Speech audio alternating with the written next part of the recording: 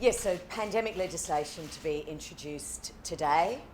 This was something that Reason has been calling for since last August, and again, our support for the extension of the state of emergency in March was dependent on this, on pandemic legislation being introduced. This is first in Australia, and I actually expect that we'll see other states do something similar.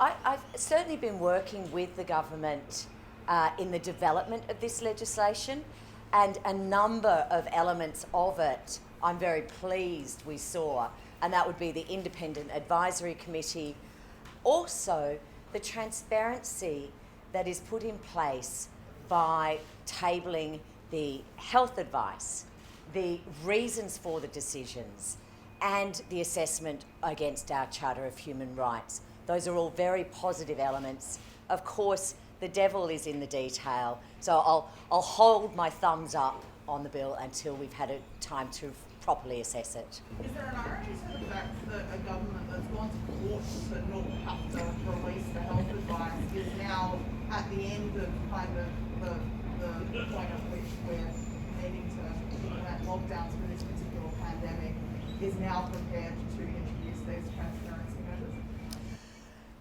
You know, to say that they've been brought kicking and screaming to a transparency table may not be too strong a term, but yes, it has been difficult to get that advice. That's not to say that every other jurisdiction is the same. There is no health advice that is as transparent as what's being proposed now. There is no health advice being published in any jurisdiction in Australia right now. So Victoria will be the first state to do this. Good. I guess, can you say a bit more about your views of, I mean, this has been sort of portrayed as giving the Premier ultimate power, as stripping away the power of the Chief Health Officer. What's your view on that interpretation? I think quite rightly, really important decisions around pandemics, around the restrictions of rights of our citizens should lie with the executive. That creates a level of accountability. That's what we should be seeing. On top of that, being able to see the reasons for that, the advice for that, I think actually creates a better piece of legislation rather than a non-elected member, you know, albeit a very strong health professional holding such powers. Now, that's the case in every other state, but now with the sort of separation of powers, with the executive now taking responsibility and being accountable for those decisions, I actually think is a better piece of legislation, and hopefully will result in greater trust of those decisions. We've been here before with the state of emergency legislation. We've had some very long debates and some misinformation, abuse on social media. You're hoping this time around that it'll be different and people will put the temperature down a little bit during the debate? Look, I think by 9 o'clock this morning I had 300 emails about this. So no, I think this is still going to be a very tough debate. It will be politicised. It already has been. I think that's one of the disappointments in Victoria, where we've seen in jurisdictions where pandemic legislation has worked well. New Zealand, Denmark, they have seen largely bipartisan cooperation in protecting their community. I don't think we're going to see that here in Victoria.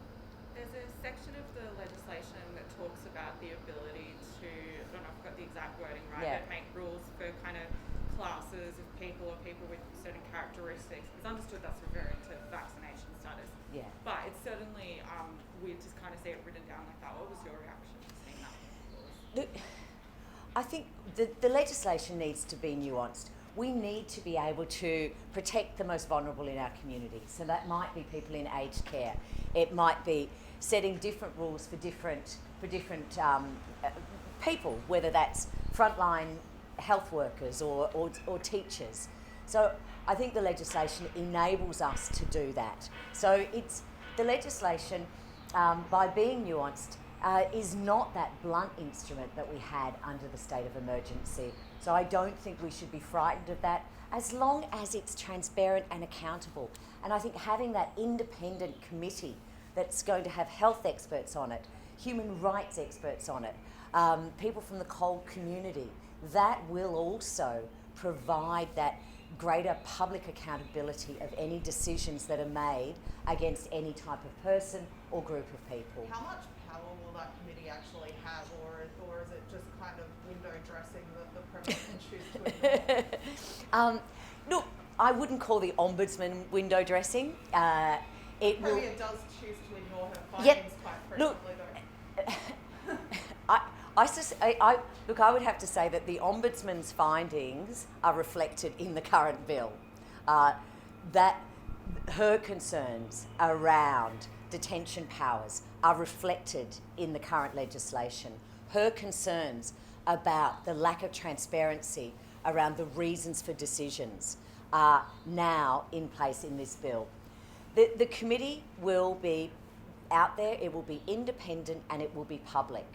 And it will, I suspect, provide very fearless advice on the decisions that the Premier and the Health Minister have made.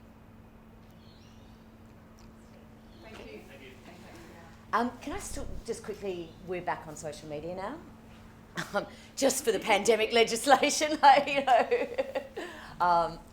my team took a few weeks off social media, and that was really to, I think, regroup, give everyone a bit of a mental health break, but we anticipate that we are going to see the same sort of passion and fervour on our social media feeds over the next couple of weeks, but we will be doing things differently. We need to moderate our social media, so we will be looking at how we can do that better. We may only moderate it during work hours and actually turn off comments of the evenings, so not to let the madness that takes place after dark on social media land on our page. What prompted the decision to get back on social media? Look, as a politician, you want to be able to have conversations with your community. You want to be able to debate, you want to be able to talk to your constituents and hear from your constituents. And social media is a beautiful way to do that. Unfortunately, with the level of trolling that we've received, it made it very difficult to hear those voices of our community, to hear actual concerns. So, yeah, you've got to get back on it. We put out a video today just to sort of highlight some of the extraordinary and extreme language that people are using on social media. And I guess to put a plea out there that could we try and have civilised conversations? Screaming at people, threatening people, saying some of the most vile things on social media does not have a good result. It does not result in good conversation. It does not result in better decision making or better debates in our parliament. Great.